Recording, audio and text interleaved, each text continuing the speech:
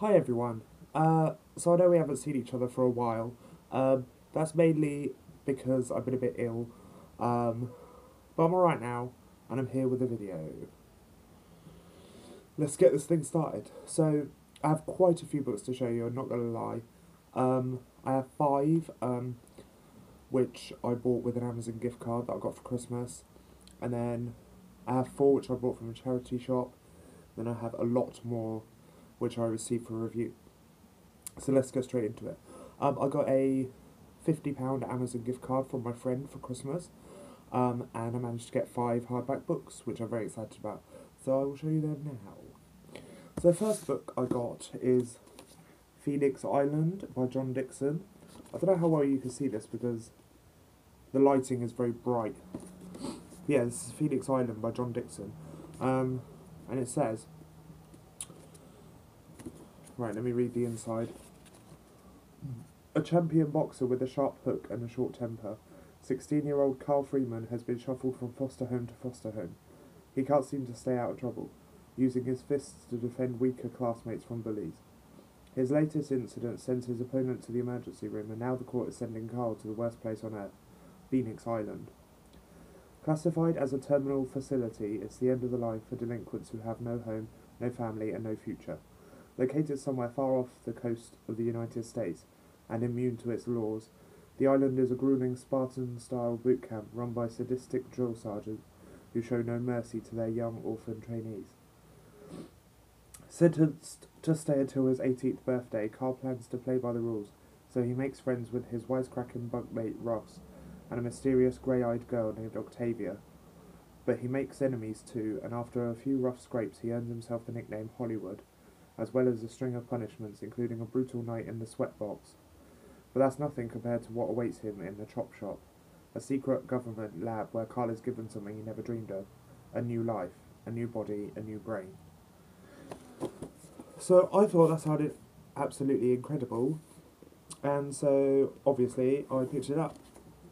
And yeah, this is the book that inspired the CBS TV show Intelligence, which obviously I haven't seen because I'm not American, but I've heard that's a really good TV show. And apparently, sorry that I'm sorting out my hair, but apparently it was inspired by this book. And this cover's gorgeous.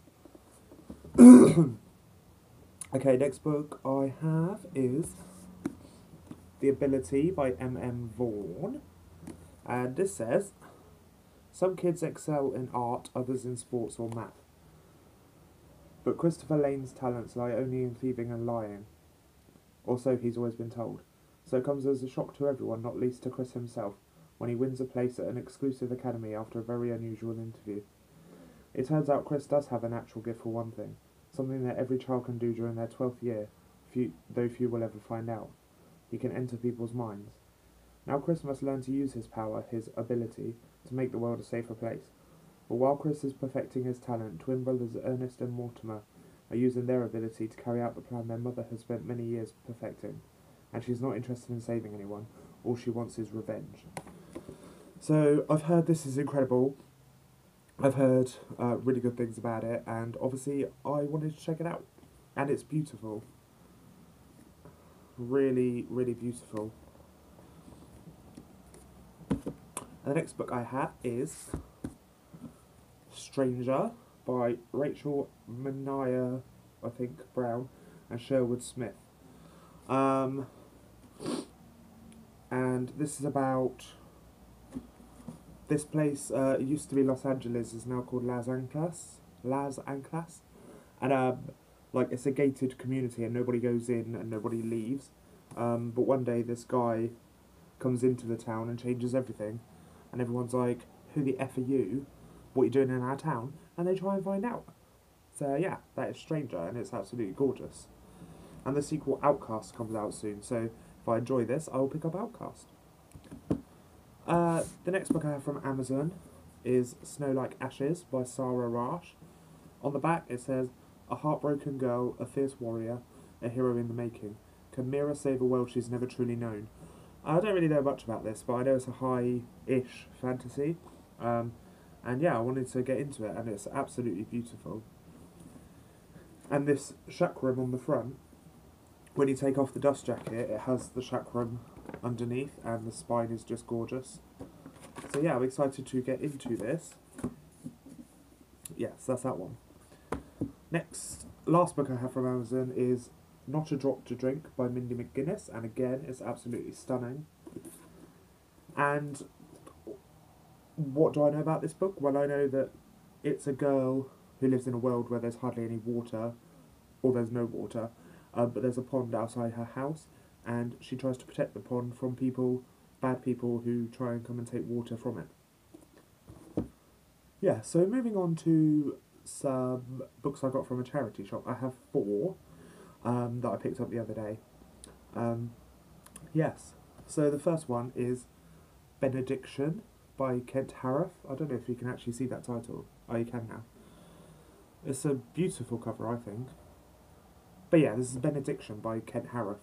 And I'm trying this year to get more into adult-ish fiction, because as you just saw from those 5 books, I kind of mainly read like new young adult / dystopian / post-apocalyptic type stories. So I really wanted to get into more adult fiction, because obviously I'm getting older. And I just heard this is really good, and it's really heartbreaking and sad and poignant and poetic and beautiful. And it's like a character-driven drama. So I'm excited to kind of check this out as and when I can. I then picked up The Suspicions of Mr. Witcher, or The Murder at Roadhill House by Kate Summerscale. This is a murder mystery in Kent, which took place in 1860, and it's a true story, and I've just heard incredible things about it, nothing but good things. So I'm excited to jump into it. Although, it is... Oh, hang on, there's a lot of glossary at the back. It is 314 pages, so it's quite a beast, but there you go. The next book I have from a charity shop, I didn't even realise this was out in the UK, let alone in paperback, and it's Slide by Jill Hathaway. I know that Ryan from Ryan Reads Books has read this and its sequel Imposter and really enjoyed them, I believe. Yeah, and on the back it says, V. Bell hates having narcolepsy, but collapsing at school is nowhere near as bad as the truth. When V passes out, she slides into other people's heads and ends up seeing through their eyes. Then V finds herself in the head of a killer, standing over the body of a cheerleader. Now another cheerleader is dead, and everyone is a suspect. Struggling to understand her terrifying and unwanted gift, V is tangled in a web of secrets, lies, and danger. So yeah, I'm excited to read this. Sorry, I'm really sniffly today. And I really don't mind this cover. I think it's actually quite cool. And I don't know if you can see in the eye, there's like hands and a face like a killer.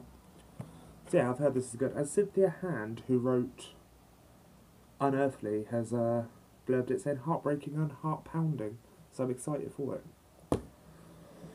And the last book I got from a charity shop is Slam by Nick Hornby. About a Boy is one of my favourite films. I haven't read About a Boy, but I've just heard nothing but good things about Nick Hornby's writing, so I'm excited to delve into this one as well. And then I have a few books from publishers. While I've been absent from YouTube, 2 more publishing companies have approved me to read a review for them. So the first publishing company is Anderson Press, which is actually quite funny because I live Anderson Avenue, but it's spelled a different way. But anyway, this is The Piper by Danny Weston, and it says, on the eve of World War II, Peter and Daisy are evacuated to a remote farmhouse. From the moment they arrive, they are aware that something evil haunts the place. Who plays the eerie music that can only be heard at night? And why is Daisy so irresistibly drawn to it? When Peter uncovers a dark family secret, he begins to realise that his sister is in terrible danger, and to save her he must face an ancient curse. So I thought it sounded really good, and I love this cover. That, like, evil zombie soldier guy is so cool, and there's, like, ghosts in the background. And I do love the typography as well, I think that's beautiful. Yeah, so that's that one from Anderson Press, and it's quite short. The next 2 are from Little Tiger Press, which I think is an imprint of Stripes Publishing, and they are publishing a collection of 4 books called they're called the Red Eye titles, and they're like not for younger readers. They're kind of like adult horror books. Sorry, there's some weird people outside. Anyway, so the first one they sent me is Frozen Charlotte by Alex Bell, and it says, Dunvegan School for Girls has been closed for many years. Converted into a family home, the teachers and students are long gone, but they left something behind. Sophie arrives at the old schoolhouse to spend the summer with her cousins, brooding Cameron with his scarred hand, strange Lilius with her fear of bones, and Piper, who seems just a bit too good to be true. And then there's her other cousin, the girl with a room full of antique dolls, the girl that shouldn't be there, the girl that died. And as you can see, it says warning, not for younger readers. And there was this warning on the back of Anna Dressed in Blood, which I read and absolutely loved. So I'm excited to get into this one. And the next book they sent me is Sleepless by Lou Morgan. And it says, young, rich and good looking, Izzy and her friends lead seemingly perfect lives. But exams are looming. I'm so sorry. But exams are looming, and at a school like Clerkenwell, failure is not an option. Luckily, Tiggs has a solution. A small pill that will make revision a breeze and help them get the results they need. Desperate to succeed, the friends begin taking the study drug. But as the side effects take hold, they realise there are far worse things than failing a few exams.